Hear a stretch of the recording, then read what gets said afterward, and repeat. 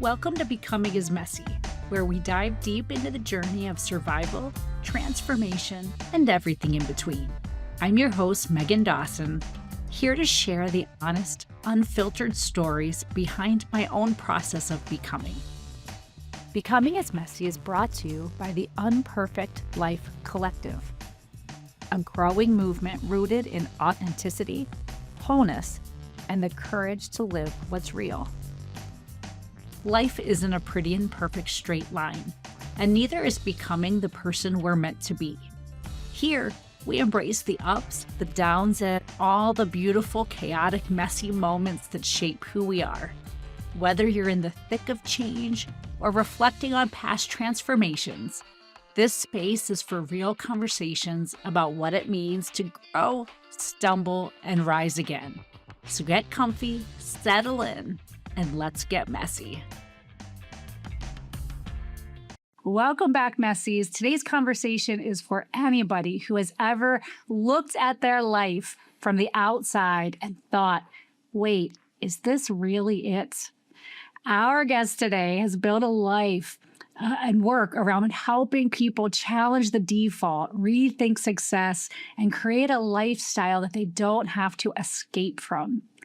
Our episode connects beautifully to the first L in our Unperfect Level Up framework, which by now, if you've been listening, you not only know, but hopefully are crushing these days. And that is, let your inner voice lead.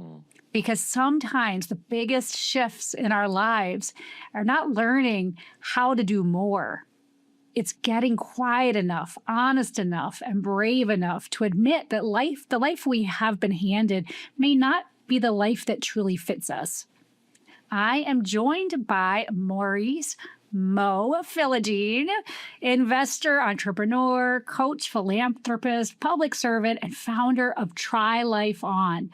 Mo has spent decades building a life rooted in freedom and intentional design. He has worked across multiple careers, including leadership roles in consulting, military and federal service, and local policing, while also building a real estate portfolio, a coaching platform that helps professionals and entrepreneurs break out of cookie-cutter living, and a few acting roles to add to that list. His work is all about helping people create a lifestyle aligned with their highest values, deepest passions, and the freedom to truly live. Mo, welcome to Becoming is Messy. Thank you. And that intro was wonderful. I appreciate it. You're welcome. Yeah. Awesome. Well, help us set the stage for our conversation today and just tell our listeners a bit about the season of your life right now. Oh, I love that. I like when I tend to want to start from where I am, not how Same. I became, and because We'll go back. We're going to go backwards, but let's ground us now. we will. Who are you? There is power now. So I'm 50 years old. I'm a dad. I just hit 50 last August. I'm a dad. I'm at this season of my life where, fortunately, because of the things that I did and built, I built this external architecture that is for my life, that is heavily constructed on time freedom, financial freedom, geographic freedom, so I can be anywhere in the world. I have freedom to execute my purpose every day and ability to build meaningful relationships with people like Megan. And it's a wonderful way to live. I am no longer in the W-2 traditional work world. I escaped it. I had enough velocity to escape it with the things that I did. And I live right now between coastal Maryland. I'm in Maryland today. A lot of times I'm in the country of Lebanon, which we can get into later. And then right now I'm being a full-time, very present father to my 13-year-old and my 26-year-old. And my season has just shifted into me taking care of my parents. I am now designing their next chapter. I'm moving them from Florida into my neighborhood so our family can all be in the same place. I think I just found the house. It's a 2-minute walk. So I'm doing all this now because why not? Well, I wanted to step out and live intentionally now, not later. Oh my gosh, Mo, I am so excited. So many of the things you just said, I have goosebumps, fully aligned. I left the corporate world a year ago and I had intentional words for 2026 and they were peace and freedom. Peace and freedom used to be these like end state kind of, that's what I pictured for retirement. And by this year, a year into my entrepreneur journey, and I have declared that peace and freedom will forever be my words because I have them in my now, and I never knew. I'm a few years shy of 50, but also a Gen Xer and very much relate to the sandwich generation and being in that place. I have teenagers, and my mom was really young when she had me, so not yet. She's not ready yet for me to be there taking care of her. She was only 15 when she had me, so she's pretty young. She's more wild than me these days. Yeah. But anyway, I'm here. I'm here in the wings waiting for whenever she needs me. I love to hear it. I love to hear it. Yes. So anyway, awesome stuff. Really excited to have you here. Yeah. Now we're going to dig into a lot of that now and what that looks like. But let's go backwards a little bit first. And every becoming story has its own messy path. Just walk us through, what are some of the twists and turns and beats of your story that have led you to this today? Well, there are two pivotal things that happened to me very young. One, my father sent me on a trip. So we're Haitian. My family's Haitian, so I'm a French speaker. My parents are immigrants. They came from Haiti, and they made a life for themselves here. My father sent me on a 30-day road trip in France when I was 15 years old.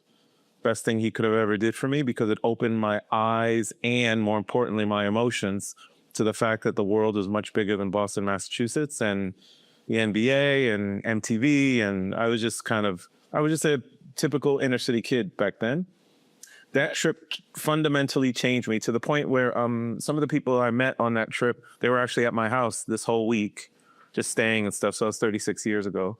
And then if you fast forward to when I was 21, I read a financial book. You remember the For Dummies series of books? Oh, yeah, of course. I read Personal Finance for Dummies. Yep.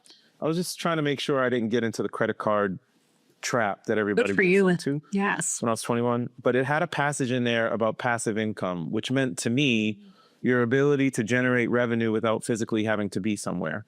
And then what clicked for me was, look, if I can generate revenue and not have to be anywhere doing it, then I can go back to when I was 15 and have these amazing emotions and be all over the world. And that's what kind of catapulted this this life that I built. So I had 3 careers. I was a corporate executive for 25 years at a global consulting firm. I was in the military as a lieutenant colonel and a federal agent for 22 years. And then I became a street cop later in life when I was 33 because I wanted to give back locally to my neighborhood. Found a way to do them all at the same time for all those decades, and then was building a real estate portfolio along the way because of the whole concept of the passive income that I just talked to you about. And then I guess I'll just smatter in there, became a dad a couple times, traveled to 100 countries, over 500 times, maybe now, I don't know. And then I just refused to do life status quo way. So I just never told everybody what I was doing. Like I would be at the corporate office during the day, be on the street as a police officer at night. I would travel to other countries on a Thursday over the weekend. I would come back. And the thing I got right is I never told anybody what I was doing. And I realize now I never had naysayers around me to say that that's not what life is like, right? So it's been a pretty wild journey and I'm still on it. Wow, that is incredible. Gosh, for listeners that are younger than us, I don't know if they can imagine a world where everybody didn't know what we were up to every day. Yes. Right? Well, and one of my favorite sayings is peers, coworkers, family, and our neighbors have been stopping dreams since the beginning of time. Because they all tell you, folks put their fears on you. And then now all of a sudden you're like, well, maybe I can't be an executive and a police officer and act in movies and try out for the NFL at the same time. Maybe it's truly not possible. But I just chose to believe my own imagination was where it was at. And I just kept following that. Incredible. There's 5 love languages. I always say I'm adding a 6th, and mine is experiences. And I think you and I speak the same love language. Yeah. Experience, a life built on experience. I feel like you can't go wrong with that. Yeah. So I'm curious. And reading up on you for the show, I love the idea that you're building a life that you don't need a vacation from your life.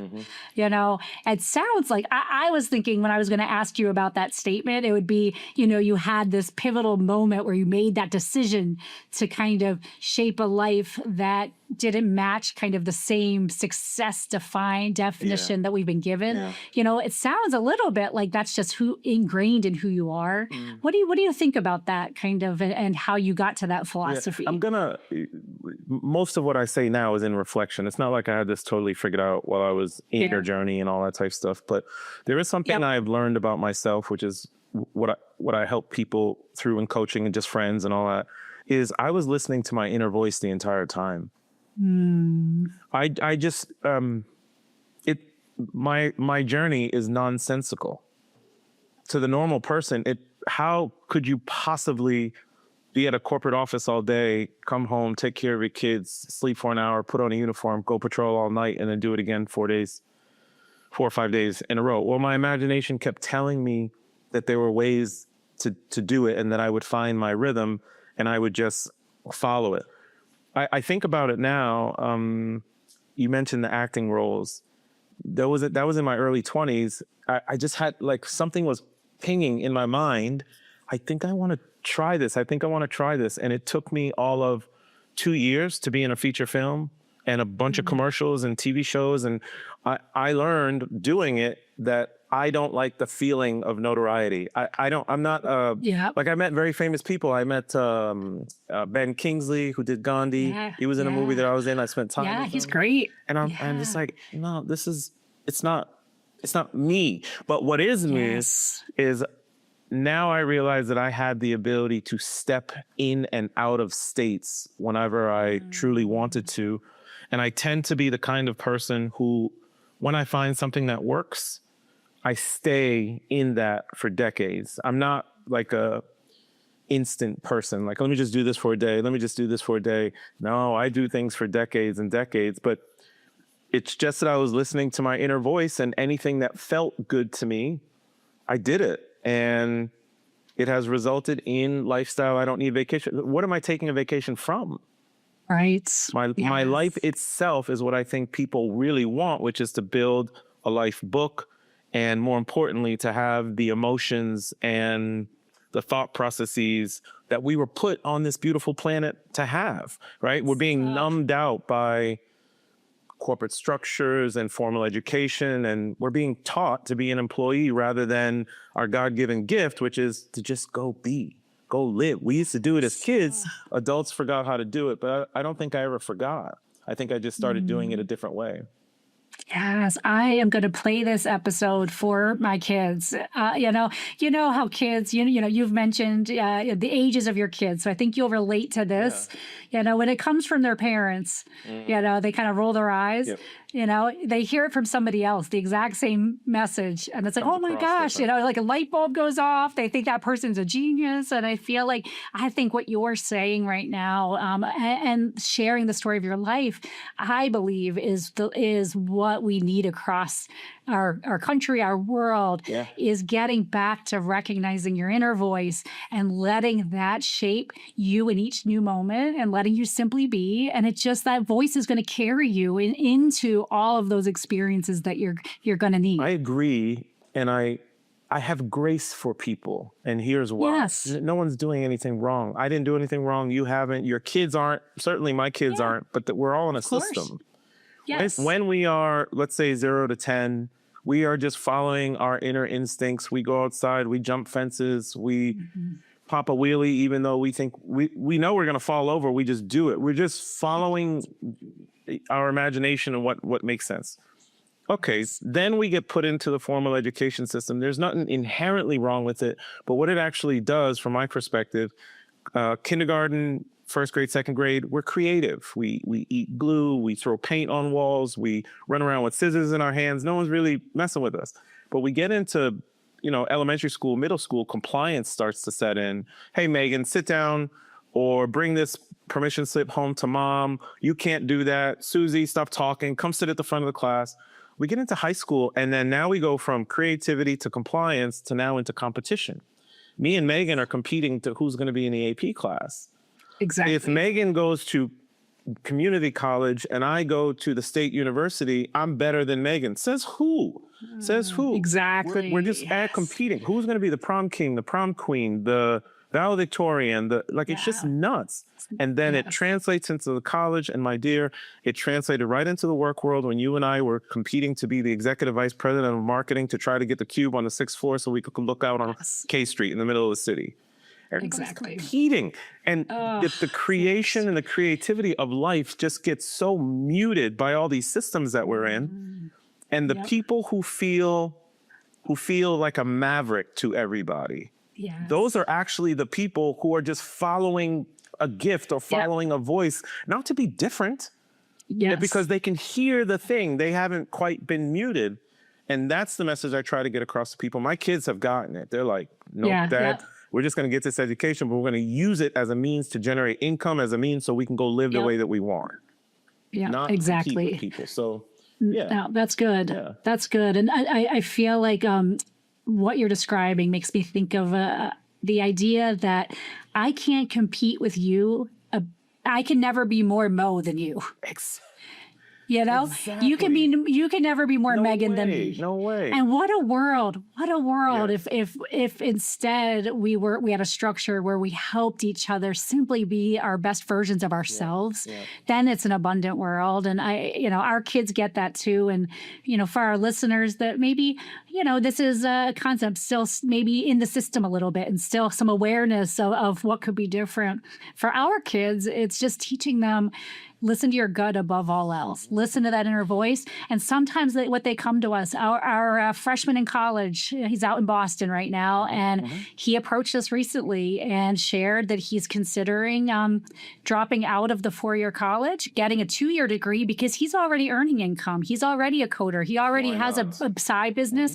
And, the traditionalist in me worries about that. Obviously, I want the best for my kids, but his gut knows best. And if that works out or not doesn't matter. It's just his gut, and he needs to learn how to follow that right now for what's best for him. And where that leads is best. Yes. It's going to be, maybe it's a learning, maybe it's a thriving. I don't know. We have to trust it. Like, you and I are parents. We have to allow our kids to go. We have to give them. My father talks about it all the time. They got me to college, and then said, I'll never forget this. I called my mom summer between freshman and sophomore year at University of Virginia. And I said, Mama, she said, yes, baby. I said, Mama, I don't have any money. She said, oh, welcome to the club. Welcome to the club. I just need you to get out in the world and do what you do. And just everything clicked. And I started, like, what you feel of me started in college because I was doing mechanical engineering, ROTC, varsity football, and was holding a job. Like, it all started, and no one told me that I couldn't, so I just did it all, right?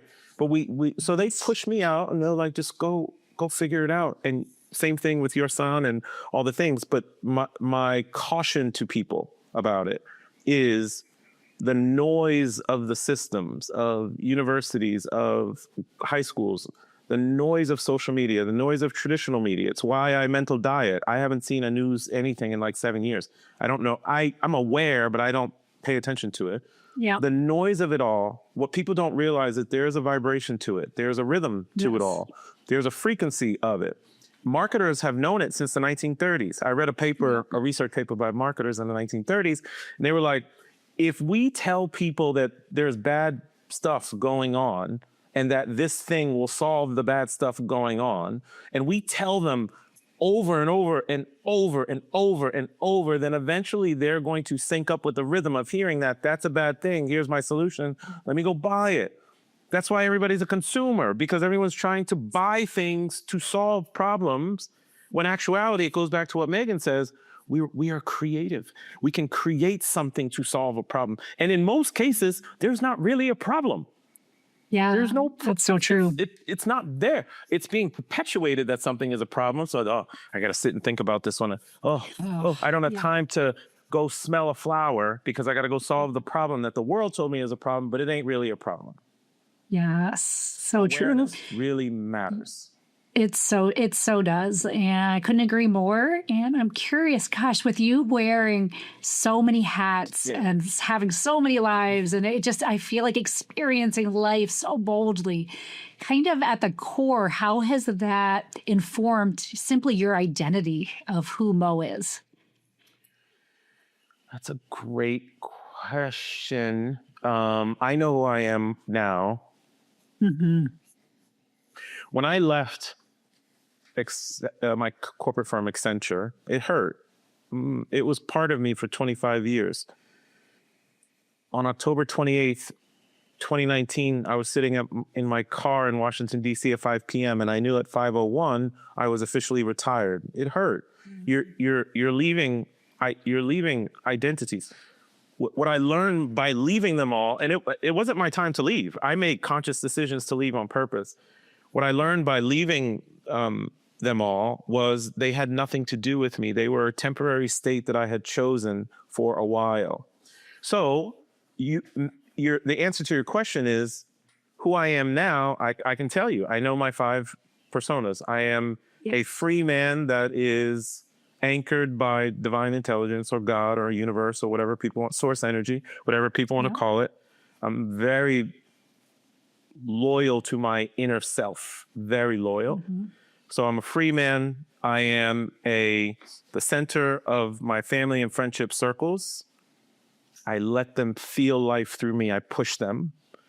I am a creator, just like you. Now I create different than I used to back in the day, but I am a creator. At 50, I consider myself a very strong physical man. So I'm 4 days a week, still hitting the gym very hard, and 150 grams of protein baseline every single day. It's just what I do to keep myself going. I am a healthy life partner. And I'm missing one. And then a guide, not a father to my kids, a guide to my kids, not a father. It's very different. I'm guiding them. I'm having these kinds of conversations where my son Noah is reading a book by someone by the name of R.H.J. from like 1928, I think. And he comes back to me and he talks to me about, Dad, I am this before he is this. And I said, well, what does that feel like? Well, if it's the NFL, or as an example, he's like, I know what it feels like to be an NFL player who won the Super Bowl, Dad. I was like, fantastic. Now your reality just has to catch up to it if that's what you want. So I don't want to hear that you can't be anything, because if you know how to now go feel things, you've been that. You just have to remember your future and go catch up with it, you know? So I know who I am now. That's why I have no one to compete with. Like you and I both have podcasts. I'm not competing with you. We're exactly together, right? Yes, we are creating. We're amplifying each other's message. You know, it's amplifying, and that's not competition. It's different, and I love it. I love the invitation to collaborate instead of compete becomes endless when you live in this way. And the strongest tangible example I can give people. I don't remember what it was like to be a federal agent and police officer much more nowadays. It has left me. I've touched somewhere around $300 million of real estate in my real estate career. And deals keep coming my way and people can't understand why I've stopped. Like, I'm not a real estate investor anymore. I'm sorry. I've created enough that it drives enough revenue or income for the family. And then I've created stuff that my kids can take over. I don't need any more. Like it's just, you're just doing just to do. So when you realize that you can shift your state or your identity whenever you want to, you realize the real power that you have. That's a beautiful thing. So that's my identity now. I know exactly who I am.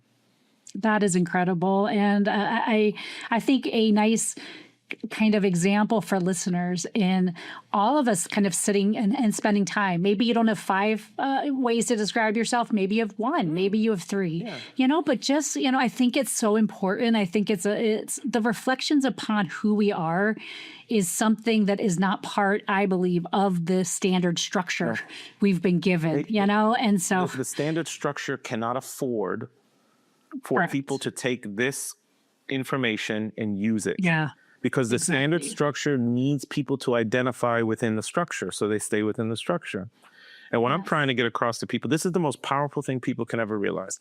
It is. People are going to listen to your amazing podcast and they're going to say, you know what? Megan and Maurice were talking about the fact that I can move into identities. And I believe that. So let me start building to this identity.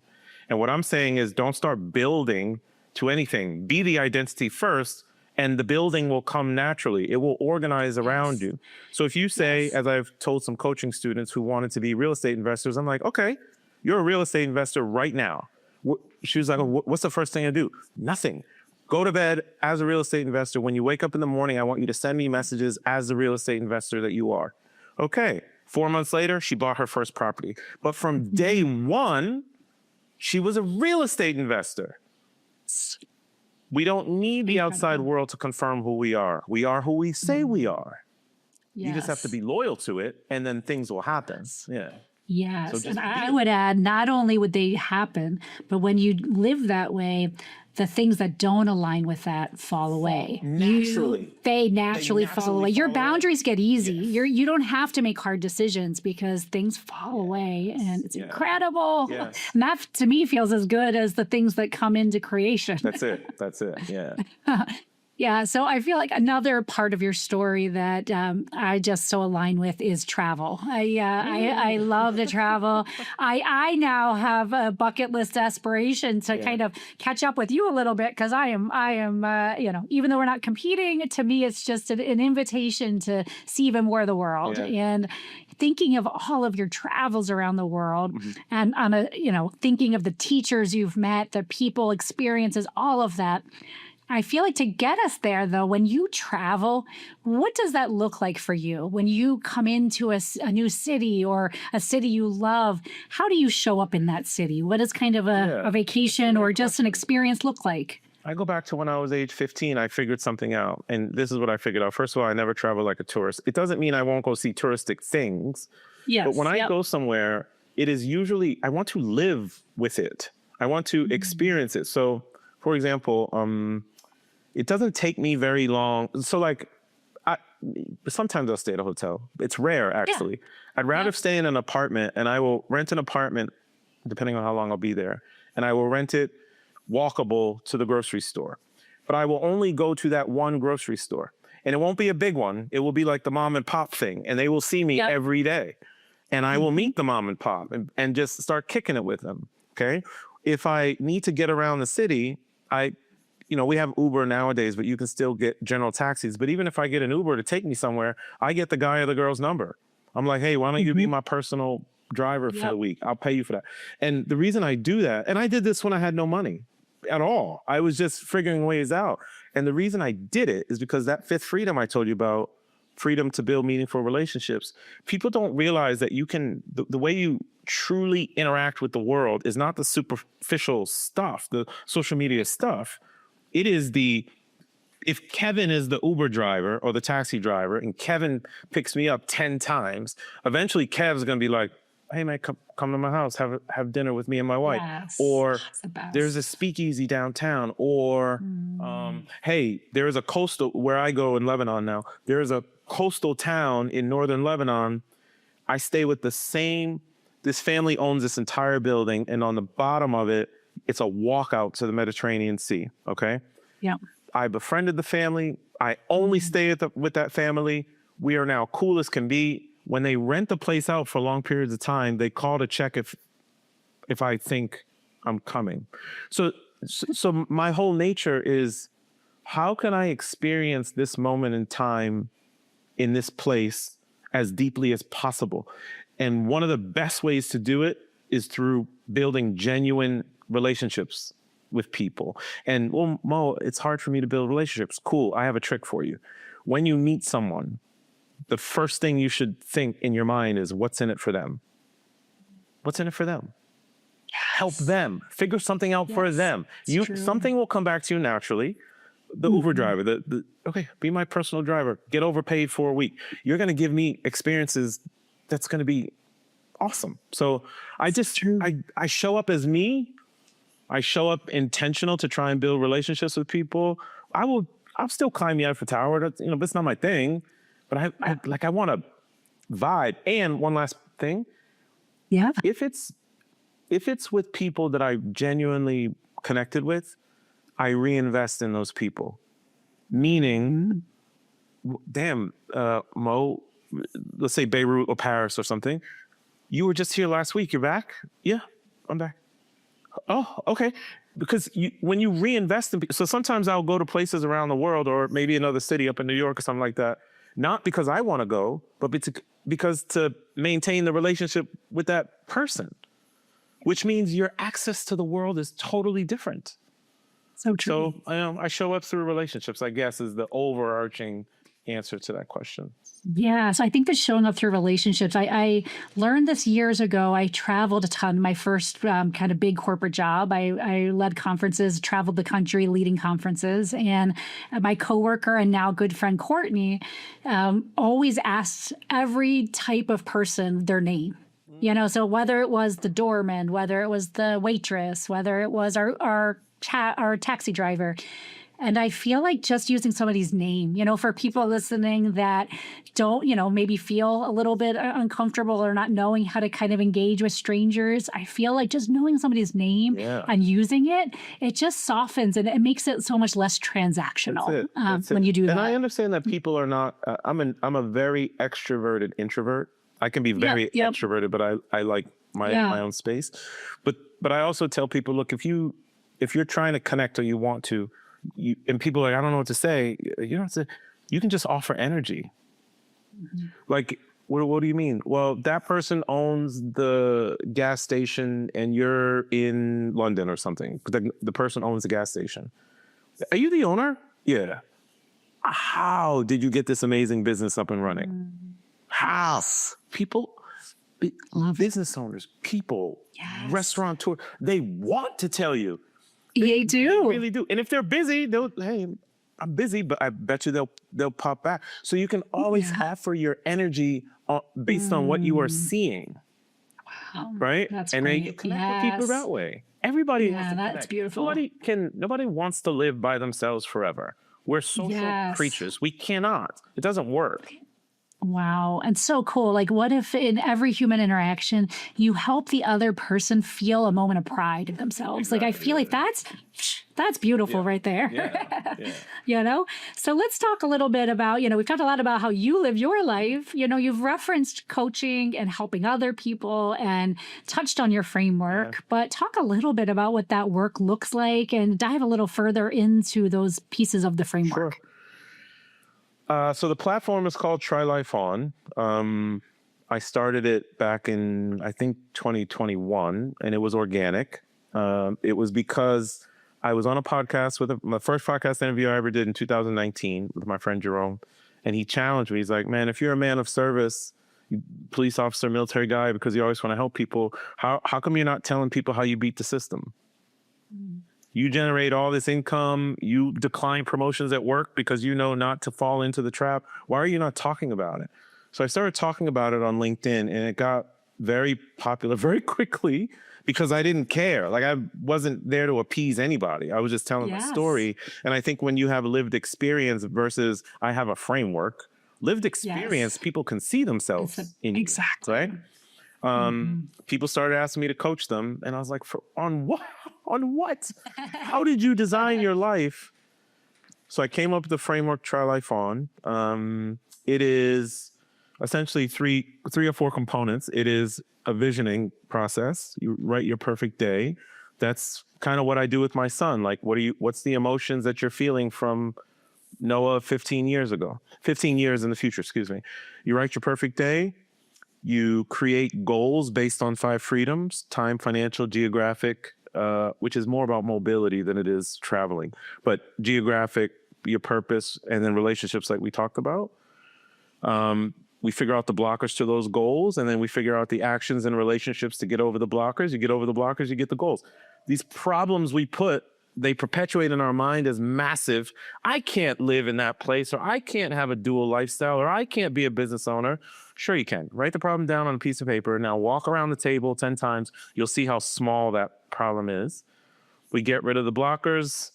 There's finances behind it. So we do a financial blueprint so we can start generating revenue away from the traditional career, but sometimes with traditional career. whether it's real estate or some other thing.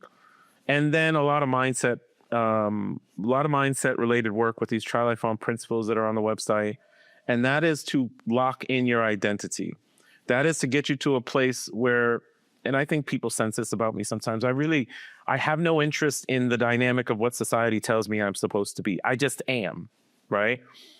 People need help to kind of break that after 30 years of being inside of a system and all that.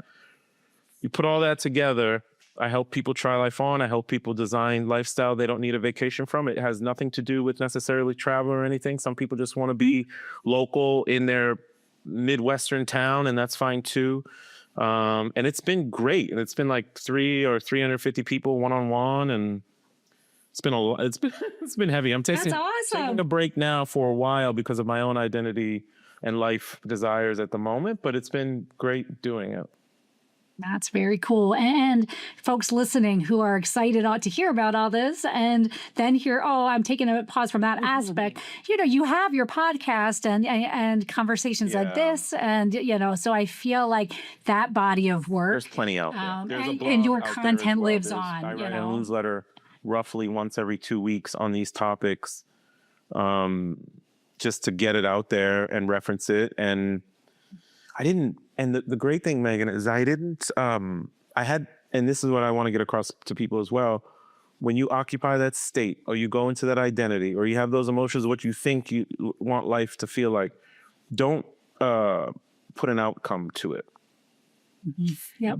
Don't predict your outcome, because if you predict the outcome, what ends up happening is you're narrowing the path of what source and universe will do for you. You're hampering yourself. So I just do this stuff to see where it all comes without care of the outcome. Just like, let me see if I can help people. Yeah. The podcast has been heard in like 120 countries. The blog hits, I don't know, maybe 50,000 people or so. And sometimes, like this weekend, I'm supposed to write a blog and I'm not going to. I have nothing to say. So yes, that's so powerful. Yes. I love that. Yes, I think that we just overcommit ourselves and think we have to stick to that. And it's just no. If you go with the moment, everything you're saying resonating so much with that approach. Cool. So for this section, kind of one last question here, and then we're going to shift a little bit to our next segment. But for somebody listening who knows that they're outgrowing their current life, but kind of feel terrified to rock the boat, what is just one little try life on experiment, just something that they could begin just to kind of get rolling with this? Yeah. There is a try life on principle if they go to the website, but there's a try life on principle where it says life is something you practice. It's not a destination. It is not a destination. Let me explain. If you feel like you want to go do something different, what is holding you back, Joe Dispenza talks about this a lot, but I'm going to talk about it from a different perspective. But what is holding you back is your body and your mind are familiar with what you have been for the past few decades. You're worried about the unknown, okay? What you sense from me, probably in this conversation, is I'm wired to not worry about the unknown. I just go, which proves we are neuroplastic. We can change. So for the person listening in this example, they can change. And one of the ways they can change is go practice it. So I had a coaching student. She's a friend of mine now. She lives in Maryland. She wanted to create a lifestyle between Maryland and Florida. So what we did was I said, go to whatever airline and find where that airline flies direct to Florida daily. Okay, she found one. Okay, get on a plane on Thursday, go to this area, rent a place, stay there, not as a tourist, but like you're living there. And she wants to be a real estate investor. So I said, okay. So then when you get there or before you get there, call a real estate agent in the area, have them meet you as the real estate investor that you are, and just feel it. She did that like 5 times. And do you think it's stuck? Wow. It's stuck. Yeah, of course it did. So what I'm saying to the person who wants to try something, like, is feel it. And that's the, I don't know if that's the midlife crisis thing or whatever, but that is the people who stay in their careers way too long. They're stuck. You should leave, but instead of listening to the voice is telling you that it's time. Your emotions, because they're familiar, it takes less work to stick with a negative, even if it's a negative emotion, it takes less work because you're familiar with it.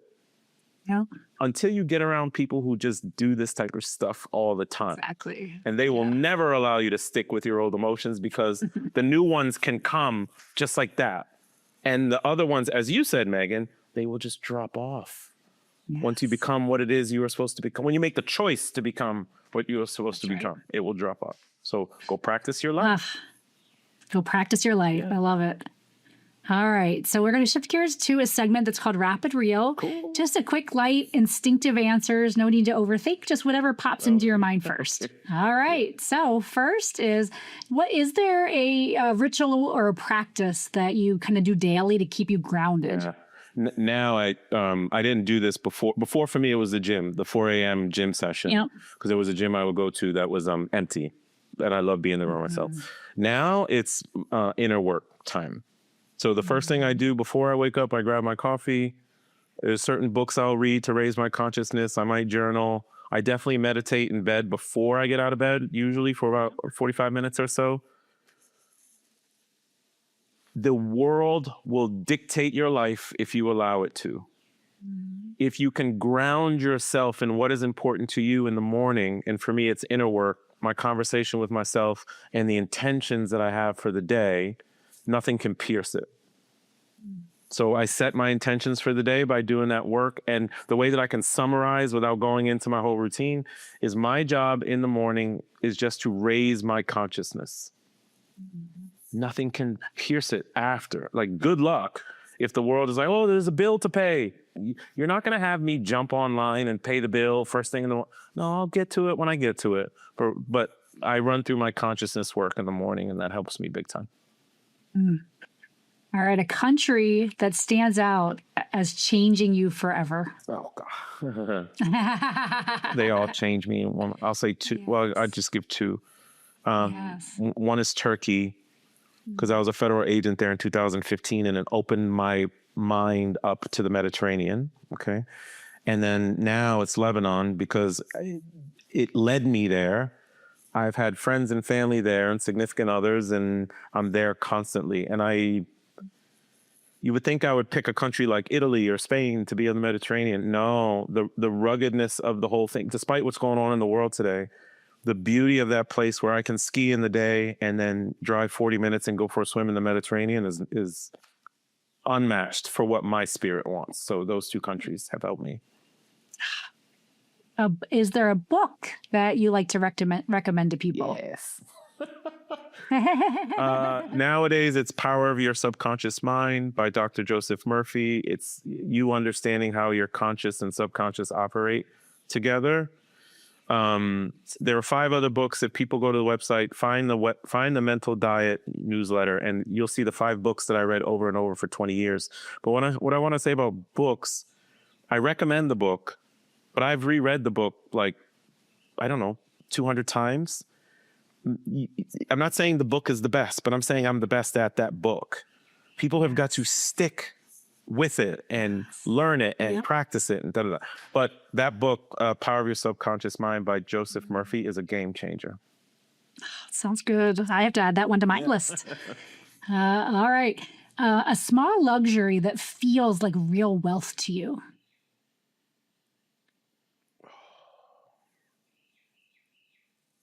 Two things. One, when I do travel, business is non-negotiable for me.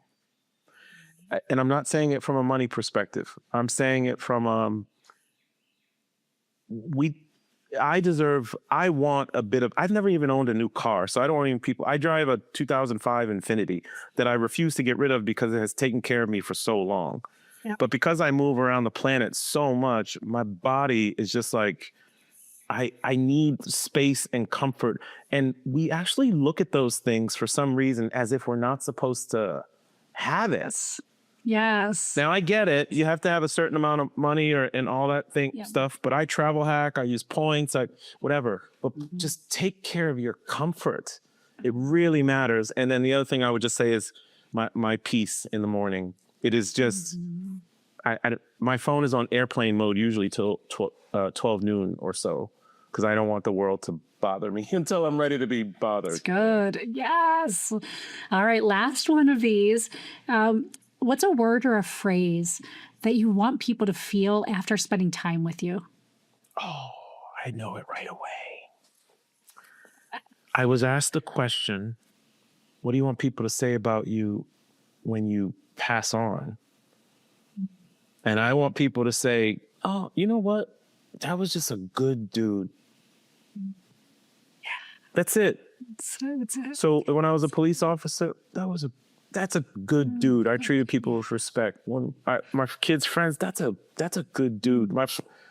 I want people. When I pass on, it's my time. You're never late. But I want people to be bothered when I pass on, not sad. Just Yes. oh, Mo passed. Oh, Man, that was a good dude. That's all I care about. Mo is a good dude. oh, man. Yeah. Well, you're making me get teary over here. Something about that, I just think that for me, what if everybody, that's just all, what if And it we all drives just you, wanted like that? how you treat It people, does. and Yes. because people do not remember Yes. what you said, they remember how you make them feel. Yep. And I strive to make people feel as good as possible, so you can say I'm a All good right. dude when I go. All right. Well, I would say you're a good dude right as of now. So I feel like I'm leaving this conversation saying that. So before we get to the final question, is there anything that we didn't touch on? And then also, how can folks connect with you and your work? Yeah. And I will also include all the links when I share out the podcast. If you are listening and you get anything from me, it's that you are the creator of your own reality. My story is nonsensical. It makes no sense that I did all those careers, that I touched 300 million. I'm an inner city knucklehead. But I learned that my imagination is the most powerful gift in the world, and I followed it. And then I've also learned over time that what I was actually doing was creating my own reality without being skewed by other people or other people's thoughts or whatever. So I just want to tell people, you are more powerful than you could possibly understand. It is a God-given divine gift, which is your imagination, which will then spark inspired actions if you listen to your instincts and you keep the resistance away. Get rid of the nonsensical social media and all these things that are rhythmatically changing the way you think. Go create your reality. And then the way that folks can reach me is just trylifeon.com. You just find me there. Maurice at trylifeon.com is the email address. There's a WhatsApp group. There's about 110 of us from 45 countries who talk like this every day and support each other's business ventures and all that type of business ventures and creating life. And we get together with each other if folks are interested in potentially joining that. But, trylifeon.com is the best place. All right, final question. We have listeners right now that might be in their messy middle, some even in feeling like they're in their rock bottom kind of moment. Wondering if you look back at when you found yourself in those kind of places, what's one piece of advice that you wish would have arrived sooner?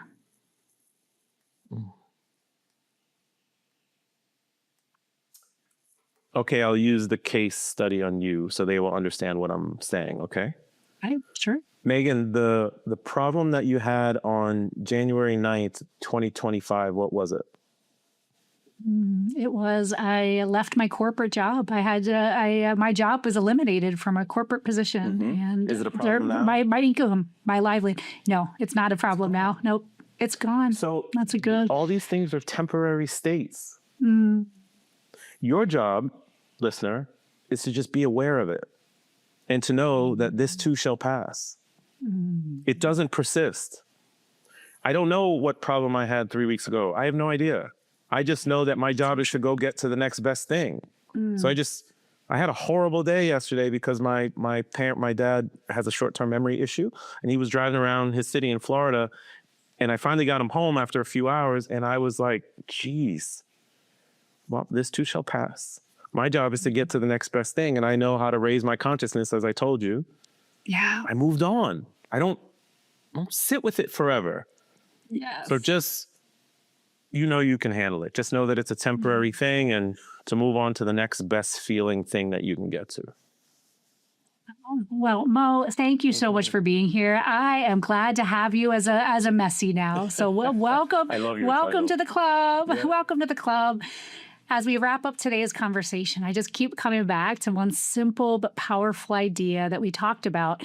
The courage to build a life differently starts with trusting yourself enough to listen to that voice inside that says there just might be another way. That voice is often quiet at first. It shows up with curiosity, a question, a little tag or tug at you that says the path everybody else is walking is not yours. And the truth is, building differently rarely looks clean or predictable from the outside, but it can feel uncertain, unconventional, even messy at times. But that's exactly where the magic lives. Today's Level Up is really about the moment when you stop outsourcing your definition of success and start trusting yourself enough to design a life that actually fits who you are. Not the life that was expected, not the life that looks impressive on paper, but the life that feels aligned when you wake up in the morning. So if something in this conversation stirred something in you today, maybe the invitation is simply this: listen a little closer to your inner voice, because sometimes the most powerful thing we can do is trust ourselves enough to build differently. And that, my friends, is a beautiful kind of level up. Until next time, stay messy, and thank you for listening. Before we wrap today, I want to invite you to be part of the Becoming is Messy community. Subscribe to the podcast so you don't miss a single episode. And if there's anything that resonates with you, please leave a review. Your feedback means the world to me, and it helps other people find this community. Follow me on social media. I'd love to hear your ideas for future topics, your questions, and stories from your own messy moments. And if you're feeling inspired, check out the Becoming is Messy shop, where you can grab a mug, a t-shirt, or something else that reminds you to embrace your messy magic every single day. A huge thank you to the incredible Wolves and Sheep for providing the music for Becoming is Messy. Check them out on your favorite music streaming platform. As we close out today's episode, remember this: messy is just another word for growing. So keep showing up, keep laughing, and keep making beautifully awkward progress. Until next time, stay messy, my friends.